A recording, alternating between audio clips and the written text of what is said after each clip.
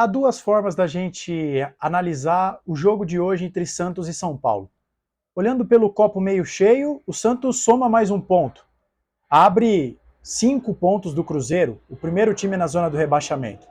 O Santos também chega ao terceiro jogo consecutivo sem sofrer gols, depois de uma sequência incômoda de mais de 20 partidas consecutivas sendo vazado. O Santos também, mais uma vez, a sua dupla de zaga joga pendurado, mas consegue fazer uma partida correta e não desfalca o time nessa reta final. Mas há também o copo meio vazio, que nos mostra um time que mais uma vez não jogou tão bem, assim como foi contra o Cuiabá, contra o Goiás, e um time que desperdiça a chance de acabar de uma vez por todas com o drama do rebaixamento. Esse foi o Santos nesse domingo contra o São Paulo, no último clássico do ano, na Vila Belmiro, jogo pela 34ª rodada do Campeonato Brasileiro. Coisas boas, coisas nem tão boas, mas pelo menos o Santos pontua. É frustrante, mas poderia ser muito pior. Bem-vindos a mais um vídeo aqui do canal Filho de Peixe, eu sou o André Siqueira e dessa vez a gente vai falar sobre Santos e São Paulo, que acabaram de se enfrentar na Vila Belmiro, um jogo em que o Santos não fez por merecer a vitória. Não me pareceu ser um time que estava jogando pela sua permanência na Série A. Acho que o Marcelo teve um problema no seu plano de jogo, ele que trocou a escalação. Se você não assistiu o jogo, o Santos entrou num 4-3-3 com Maxi Silveira de um lado, Soteldo do outro, mais o Marcos Leonardo. Uma linha de 3 no meio de campo com Rincon, Jean e Nonato. Parecia uma ideia boa, mas a execução não foi bacana. Antes da gente dar sequência nesse vídeo, quero pedir para você se inscrever aqui no canal. Tá chegando pela primeira vez? Seja bem-vindo, seja bem-vinda. Se inscreva e ative o sininho para saber, na verdade, quando eu divulgo novos vídeos. Deixa um like também, que é muito importante. Assim você impulsiona esse vídeo. Quanto mais likes, mais o YouTube entende que é um bom conteúdo e leva esse vídeo para pessoas que não conhecem o meu trabalho. E comente aqui o que você achou dessa partida entre Santos e São Paulo. Mas voltando para a análise do jogo, acho que o Santos, na verdade, aconteceu o que nós previmos aqui no pré-jogo. O São Paulo, que costuma congestionar por dentro o jogo, com muitos jogadores no meio de campo, e o São Paulo construía de dentro para fora. Muitos jogadores na faixa central do campo, com o Alisson, Pablo Maia, o Luciano flutuando ali, que a marcação do Santos não soube ler a movimentação do Luciano, o Wellington Rato e o Michel, que são dois jogadores que jogam pela beirada, mas que trazem o jogo por dentro. Então o São Paulo, por muitas vezes, tinha 5 jogadores no meio de campo contra uma trinca de volantes do Santos, Jean, Nonato e Rincon. E dessa forma, o São Paulo tinha sempre um jogador livre, quase sempre o Luciano. E todas as vezes que o Santos ameaçava pressionar um pouco, o São Paulo, com 2 toques, abria o jogo pelas laterais e criava jogadas. Então o São Paulo, no primeiro tempo, foi bastante superior ao Santos. Não por acaso, teve as melhores chances de gol. São Paulo poderia ter descido para o vestiário ganhando, por exemplo, de 2-0. Teve até uma bola na trave, num gol bastante perdido, né? Um gol até fácil de se fazer, que o Michel Araújo cabeceia para baixo, ela bate no Jean e toca no travessão. Fica bastante claro, e eu espero que o Marcelo tenha aprendido de uma vez por todas, que esse Santos, cheio de limitações, mas um time bastante aguerrido nessa campanha, nessa nossa corrida contra o rebaixamento, que esse Santos não é um Santos que pode jogar no 4-3-3. Tem que jogar com meio de campo povoado.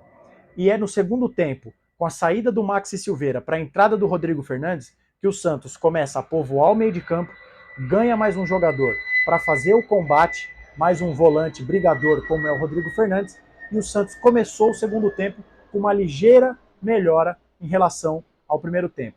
Teve mais posse de bola, teve mais controle territorial, ocupando o campo do São Paulo, mas não esteve, e aí a gente tem que admitir, o Santos não esteve perto de fazer o gol da vitória em nenhum momento.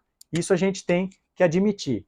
E aí o Santos foi perdendo aquele ímpeto, mesmo tendo melhorado um pouco mais, mas não conseguiu levar perigo ao gol do Rafael. E aí o São Paulo, da segunda metade do segundo tempo para frente, o Dorival foi trocando algumas peças, né, arejando, colocando meninos novos, e no final do jogo, o David tem talvez a melhor chance do jogo. O São Paulo, pela segunda vez, acerta a trave do goleiro João Paulo, que inclusive dá um tapa salvador. O Santos poderia ter terminado essa partida perdendo. E aí o resultado que já não era tão bom seria pior.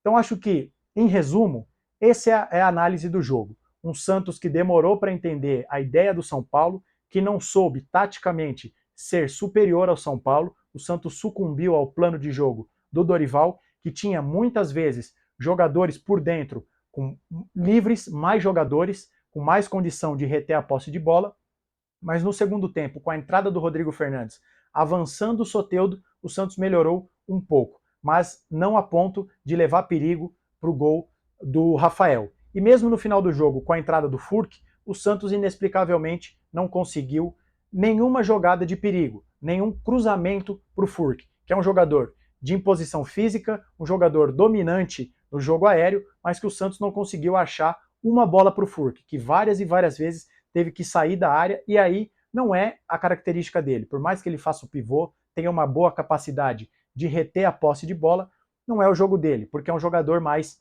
pesadão, mais trombador. Antes da gente dar sequência, um pequeno comentário, né?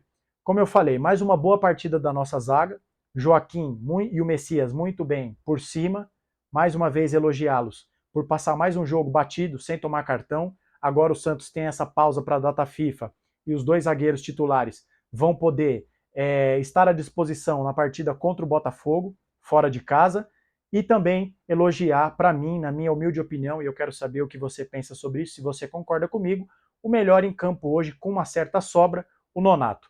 Muito bem, justificando o porquê do Marcelo ter bancado o Nonato como titular e ter passado o Lucas Lima para a reserva. Nonato muito bem, roubando bola, puxando contra-ataque, muita entrega, muita disposição no combate, tentando jogar ofensivamente, jogando para o time, um jogo coletivo muito interessante, ali dando sustentação no meio de campo, mas também um jogo individual bastante interessante. Mais uma partida muito boa desse jogador que chegou sob desconfiança.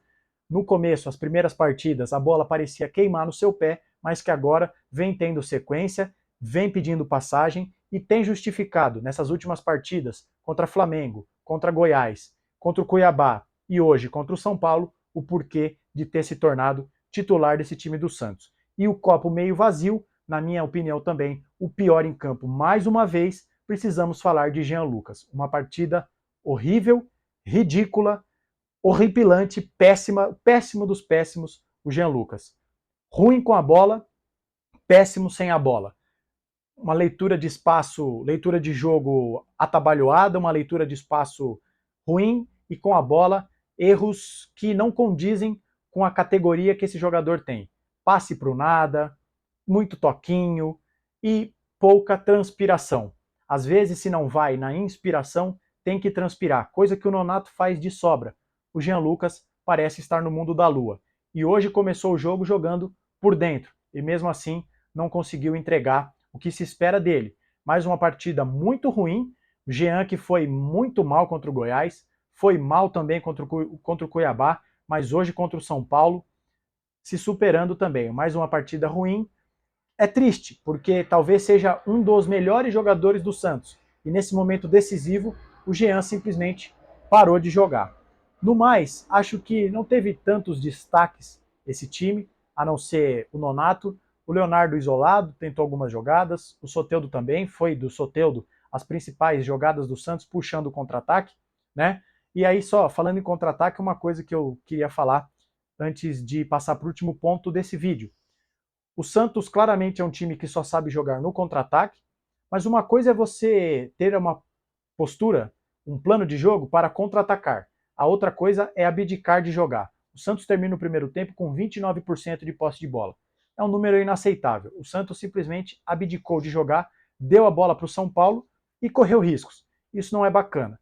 Ter um time engatilhado para pegar o adversário de calça curta, beleza, é uma estratégia e que já se demonstrou eficiente em muitos jogos do Santos. Mas hoje, no primeiro tempo, 29% de posse de bola, é um time medroso que desistiu de jogar.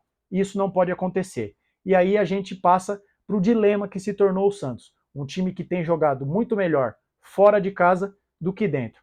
Quem sabe tomar então que contra o Botafogo, depois da data FIFA, o Botafogo pressionado, que vai precisar ganhar para voltar à ponta do campeonato, já que nesse momento o Palmeiras é o líder, o Santos possa ter campo para contra-atacar o Botafogo. É o que o Santos tem entregado para nós nos últimos jogos. Um time que dentro da Vila Belmiro chega ao segundo jogo sem ganhar, e mais do que isso, sem fazer gols, mas que fora de casa está sendo mais competitivo. Vence o Palmeiras, vence o Bahia, vence o Flamengo e vence o Goiás. Coisas do futebol. Mas pelo menos, como a gente disse na abertura desse vídeo, o Santos pontuou 42 pontos. Faltam 3 para chegarmos ao nosso número mágico. E o último tópico desse vídeo, um vídeo um pouco menor hoje, passar para você que está vendo esse vídeo a tabela do campeonato para a gente projetar como fica a situação do Santos, que com esse empate vai aos 42 pontos, está na 14ª posição. Abaixo do Santos estão o Vasco na 15ª com 40, o Bahia na 16ª, primeiro time fora da zona de rebaixamento, com 38, e aí o Z4 com o Cruzeiro 37 pontos, portanto o Santos a 5 pontos da zona de rebaixamento, o Cruzeiro que acaba de demitir o Zé Ricardo, acabei de receber aqui a notificação, um time em crise, o Santos está a 5 pontos do Cruzeiro, faltando 4 rodadas, Goiás em 18º com 35 pontos, então o Santos a 7 pontos do Goiás, uma distância um pouco mais segura, Curitiba com 29 e o já rebaixado América Mineiro com 21. Se tem uma grande notícia é que a rodada até que colaborou com o Santos e a gente agora fica a uma rodada mais próxima do fim do Campeonato Brasileiro, a 5 pontos do primeiro time da zona do rebaixamento. Uma situação que, se não é a melhor, também não é a pior.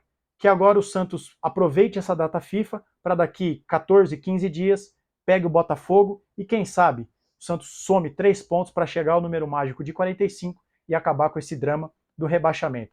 E, por que não, vencer do Botafogo para vingar 1995, quando nós fomos roubados pelo Márcio Rezende de Freitas. Seria muito bacana que o Santos desse o golpe de misericórdia no Botafogo para que eles percam o título e o Santos, com uma vitória triunfal no Rio de Janeiro, escape de uma vez por todas do rebaixamento. Esse é o vídeo, esse é o pós-jogo de Santos e São Paulo, esse 0-0 frustrante. Eu quero saber o que você pensou, o que você achou desse jogo e o que você achou do meu comentário. Diga aqui, se você gostou, deixa um like. Está chegando aqui pela primeira vez, seja bem-vindo, seja bem-vinda, se inscreva, ative o sininho, espalhe esse vídeo nos seus grupos de WhatsApp, de Telegram, conte para os amigos que tem um novo canal sobre o Santos surgindo aqui no YouTube e a gente volta a qualquer momento com qualquer novidade sobre o Santos Futebol Clube, tá certo? Nos vemos no próximo vídeo, um abraço a todos e até a próxima.